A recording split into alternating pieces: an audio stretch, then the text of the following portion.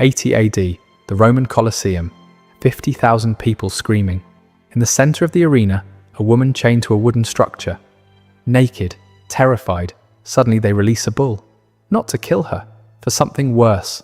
The guards have built a mechanical replica of a cow.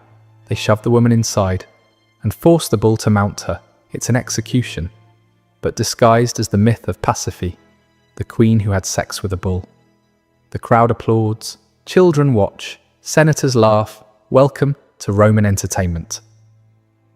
This isn't fiction, it really happened. The poet Martial was there at the Colosseum's inauguration, and he wrote it down. We saw Pasiphae joined to the bull. The ancient legend received testimony under Caesar.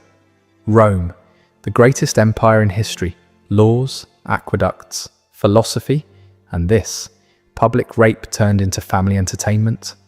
Today you're going to discover the most brutal, most perverted, most inhuman spectacles that Rome organized in the arena.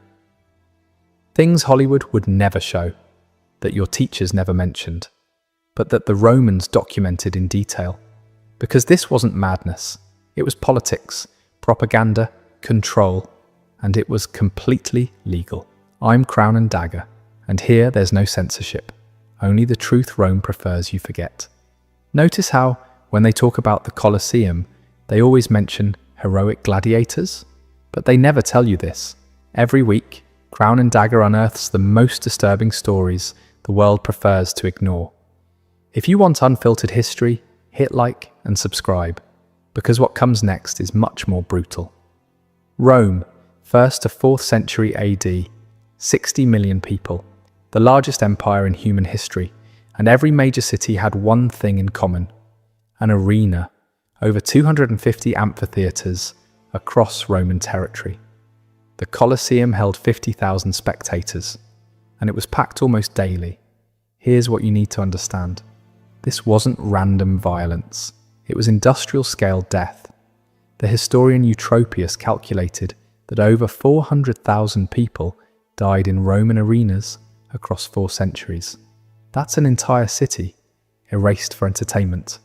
At the Colosseum's inauguration, Emperor Titus celebrated with 100 consecutive days of games. 9,000 animals slaughtered. That's 90 deaths per day, for fun. Emperor Trajan, after conquering Dacia, 123 days of games. 10,000 gladiators. Thousands of prisoners executed. The philosopher Seneca attended these games and wrote something chilling. I come home more greedy, more cruel, more inhuman, because I have been among humans. He watched the midday executions. Criminals tied to stakes, lions released, the crowd betting on how long each victim would scream before dying. That was lunch entertainment. Why? Because the arena did something no other institution could. It taught obedience through pleasure. When you watch a man torn apart, you learn what happens to Rome's enemies. When you cheer as someone dies, you become complicit. And that complicity was the point. According to historian Cassius Dio, Rome spent more on arena entertainment than on roads, schools, or hospitals by the 2nd century AD. They had supply chains bringing lions from Africa, criminals from Gaul, Christians from Judea. It was bureaucratic, scheduled, budgeted. Death, packaged as entertainment, delivered daily to a population addicted to brutality. What you just heard, that was the system. Now let me show you what actually happened in that sand. The spectacles that made 50,000 people cheer while humanity died in front of them. Starting with how it all began. At a funeral, with blood. 264 BC. 3 sons wanted to honor their dead father, not with prayers, but with blood. They armed 3 pairs of slaves and forced them to fight to the death in the Forum Boarium, a cattle market reeking of dung and smoke. This wasn't entertainment. It was munus, a duty owed to the dead. The practice came from Rome's enemies, the Campanians and Samnites. They believed restless spirits needed blood to find peace. But Roman elites saw something else: power. A funeral with bloodshed proved wealth. A funeral with spectacular bloodshed proved dominance. By the 3rd century BC, Politicians were using funeral games as campaign tools. The Senate called it piety. The crowd knew it was politics. Even the armor told stories. The Samnite gladiator wore gear mimicking Rome's conquered enemies. Every slash was a replay of Roman victories. Death became propaganda. Temporary wooden stands gave way to permanent amphitheaters. Temples to violence, where death whispered the same message. Rome commands men, armies, even death itself. If funeral games were how it started, what came next turned the arena into Rome's cruelest spectacle. Because Rome discovered something. Exotic suffering sells better than ordinary death. Lions from North Africa, leopards from the Caucasus, crocodiles from the Nile, giraffes dragged across deserts. They weren't displayed as wonders. They were condemned as prey in a carnival of slaughter. Romans called these shows Venationes, hunts, but they weren't hunts. They were executions of nature itself. Julius Caesar set the tone in 46 BC, parading a giraffe, the first ever seen in Europe. They called it a camelopardalis because Rome had no word for it. It didn't matter. The animal was thrown into the sand to be torn apart. The message, if Rome could seize the strangest beasts alive, it could conquer anything. The slaughter exploded. At the Colosseum's inauguration, Emperor Titus oversaw the deaths of more than 9,000 animals in one festival. Archaeologists found bones etched with deliberate starvation marks. Lions and bears were weakened beforehand to ensure a quick, bloody kill. Behind the scenes, logistics were brutal. Caravans dragged cages through scorching deserts. Fleets floated them down the Nile. Handlers risked their lives delivering living trophies to a city that demanded fresh blood with every sunrise. Pliny the Elder warned that rare species were vanishing from their homelands. Lions, leopards, elephants pushed toward extinction. The Colosseum wasn't just a theatre of death, it was an ecological wrecking ball. Animal massacres drew crowds, but Rome wanted more. They wanted suspense, imbalance, fights where the outcome was rigged but the suffering was real. They wanted theatre disguised as combat. When you picture a gladiator, you imagine two evenly matched warriors. The reality was twisted. Rome thrived on imbalance, contests engineered for cruelty. Prisoners and criminals were shoved into the arena, dressed as clowns, handed wooden swords, and sent to die against seasoned killers.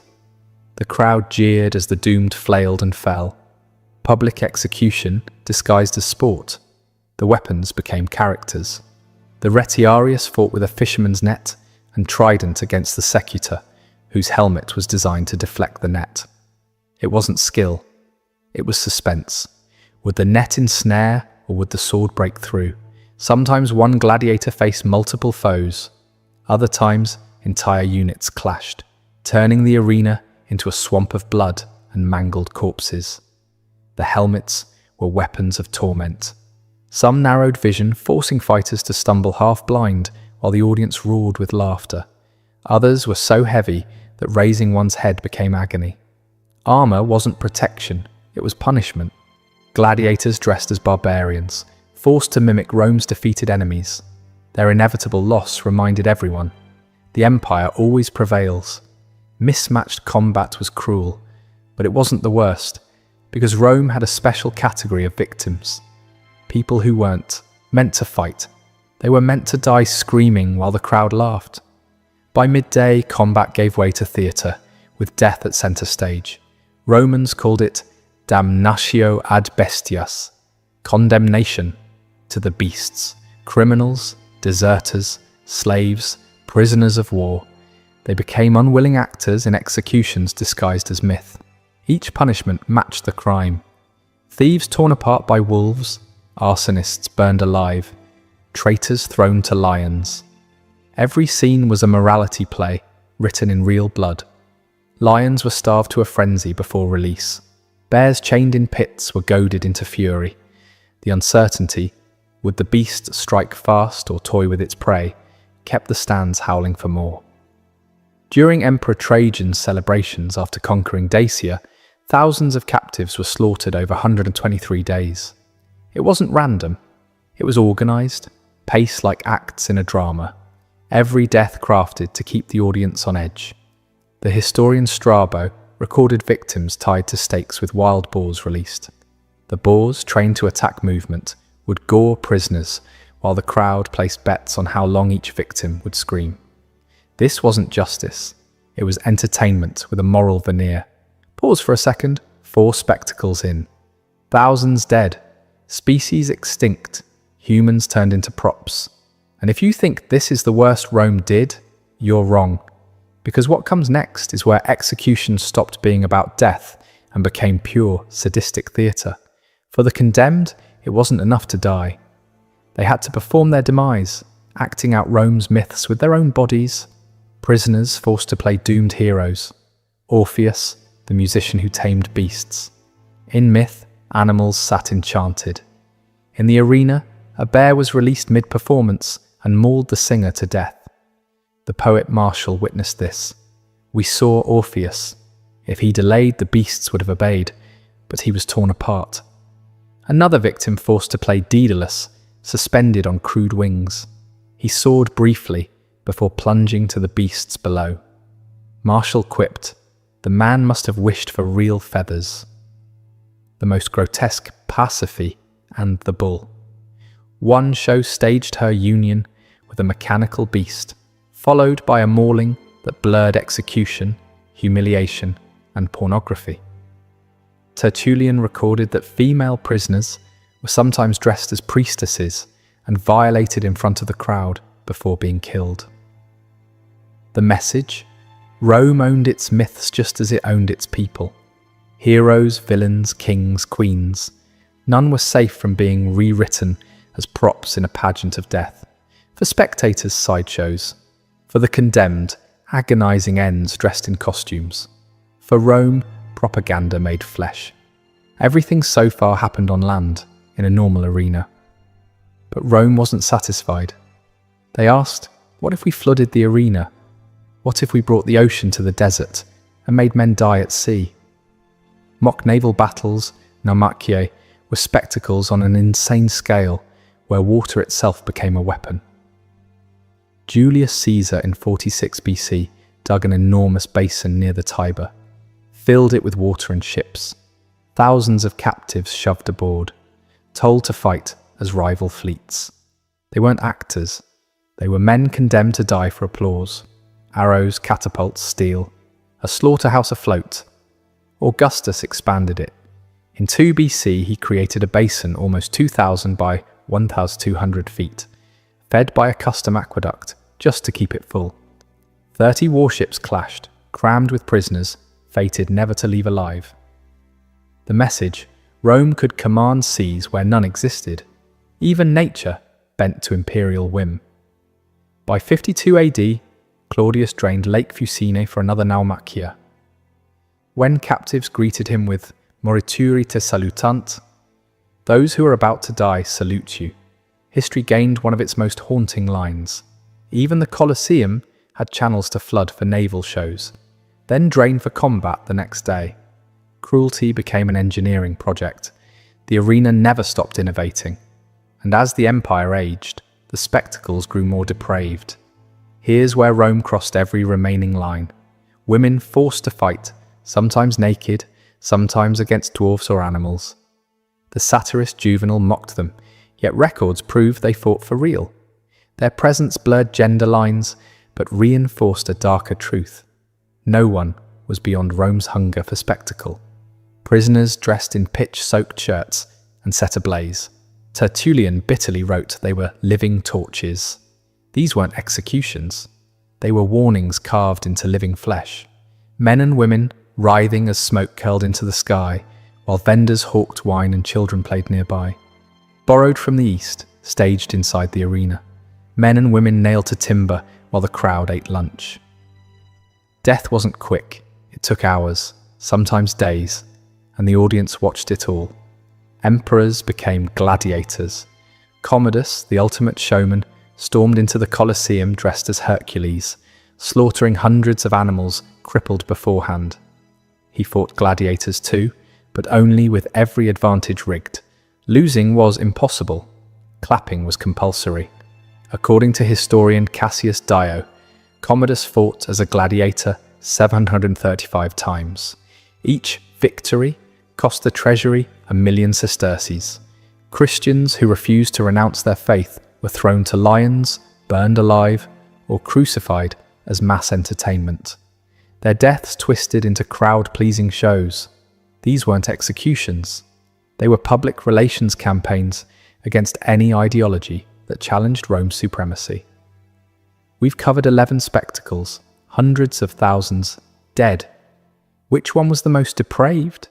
The mythological executions where people acted out their own deaths, the living torches, the naval battles. Drop your answer in the comments, because I want to know, at what point does entertainment become evil?